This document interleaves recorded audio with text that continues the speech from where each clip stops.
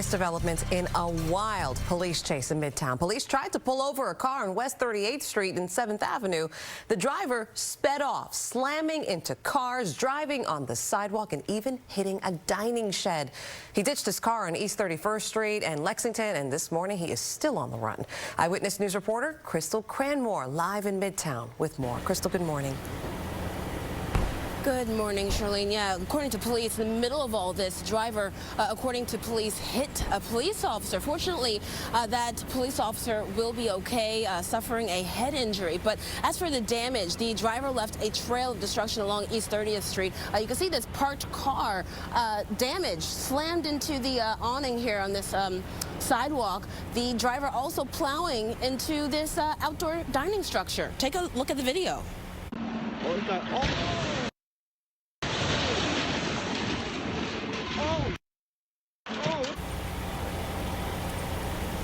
So this Cadillac sedan paved again a path of destruction along East 30th Street Wednesday, zipping off and on the road, slamming into parked cars and driving into this outdoor dining structure, knocking down signs, just pure chaos. Now in the video, you can see people running out of the driver's way.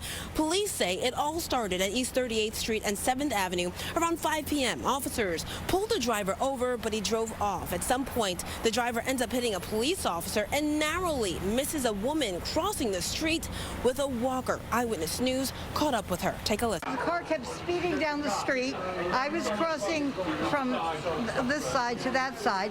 The car, I had the light. His wheel hit me down here, and the bumper came flying off. Now, at this hour, police are still searching for the driver. It's unclear at this point why police pulled that driver to begin with. For now, we're live in Midtown Manhattan. Crystal Cranmore, Channel 7 Eyewitness News. Oh, boy. Well, thank you for that, Crystal. New overnight, a subway stabbing in downtown Brooklyn. Police say two men were arguing on the 4 train platform at the Borough Hall station. One guy stabbed the other in the arm. The victim was taken to the hospital and is expected to be okay. The suspect ran away. So far, no arrests. A long road ahead as workers continue to clean up from that deadly parking garage collapse in Lower Manhattan.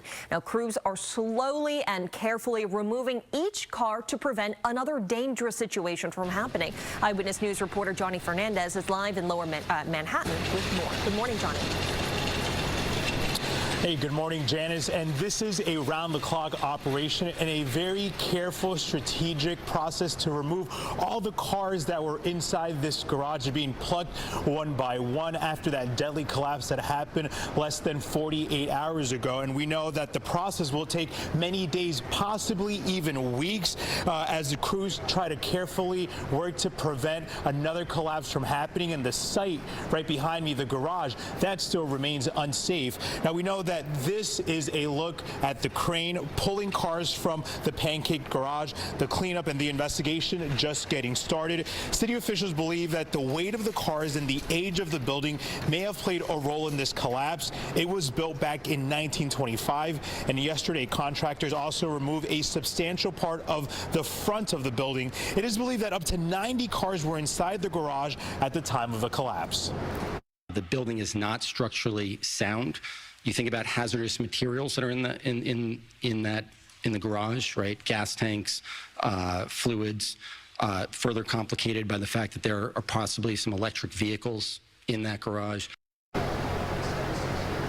And so we know that a number of residents in this area, along with Pace University students, they have been evacuated for safety purposes. And the streets around this area, Ann Street, Nassau Street, and William Street, those parts of those streets are also blocked off. Now, coming up in the next half hour, we're going to talk about the garage worker that was killed in this collapse. So we'll have more about him and the reaction from loved ones coming up here on Eyewitness News this morning. Reporting in Lower Manhattan, I'm Johnny Fernandez at Channel 7 Eyewitness News. Thank you so much, Johnny. Stay with Eyewitness News on air and on the ABC 7 New York app for updates on the investigation into this deadly garage collapse.